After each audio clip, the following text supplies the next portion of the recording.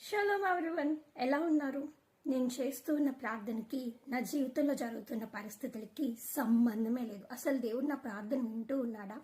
ఇలాంటి ఆలోచనలో మనం ఎవరిమైనా కలిగి ఉన్నామా? రీసెంట్గా సమ్మర్ హాలిడేస్కి మా ఇంటికి ఒక చిన్న బాబు వచ్చాడు. వాడిని ఎంగేజ్ చేయడం కోసం నా వర్క్ అంతా అయిపోయిన తర్వాత నా ల్యాప్టాప్ వాడికి ఇచ్చాను.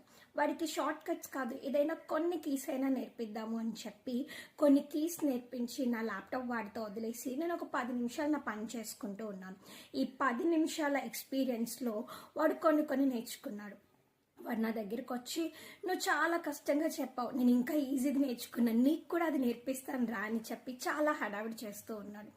నేనేమో ఇది కాదురా, నీకు ఇంకా మంచివి నేర్పిస్తాను, కలర్స్ ఎలా వేయాలో నేర్పిస్తాను, నువ్వు ఇంకా అందంగా దీంతో వర్క్ చేయొచ్చు అంటుంటే వాడు లేదు నేనేదో కొత్తది నేర్చుకున్నాను, అది నువ్వు కూడా నేర్చుకో అని చెప్పి నాతో కొంచెం పేచీ చేస్తూ ఉన్నాడు. అప్పుడు నేను అనుకున్నా, ఒక 10-15 నిమిషాల ఎక్స్పీరియన్స్కి వీడు ఇంత చేస్తూ ఉన్నాడు, నాకు ఈ ల్యాప్టాప్తో ఒక 8 to 9 years ఎక్స్పీరియన్స్ ఉంది కదా అని చెప్పి కొంచెం నవ్వుకుంటూ ఉన్నాను. అప్పుడే నాకు ఒక విషయం గుర్తొచ్చింది.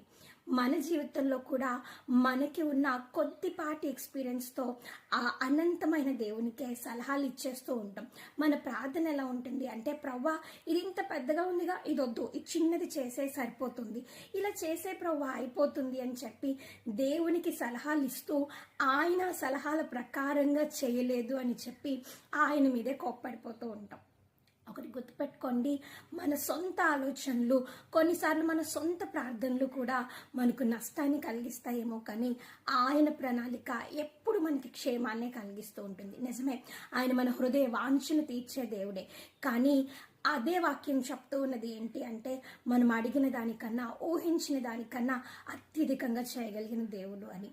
ఆయన మన గురించి ఉద్దేశించిన సంగతులు ఖచ్చితంగా మనకు క్షేమకరమైనవే. ఇప్పుడు మీ ప్రార్థనకు జవాబు రానట్లుగా మీ పరిస్థితులు ఉన్నాయని బాధపడుతూ ఉన్నారేమో, ఒక్కటి గుర్తుపెట్టుకోండి, మీ ప్రార్థన నెరవేరట్లేదేమో, కానీ ఇప్పుడు జరుగుతున్న పరిస్థితులు మన ప్రార్థనకు ఎలైన్ అవ్వట్లేదు అని అనిపించినా ఇది ఆయన ప్రణాళిక, అది ఎప్పుడు మనకు క్షేమాన్ని కలుగజేస్తుంది అన్న విశ్వాసంతో ముందుకు సాగుదాం.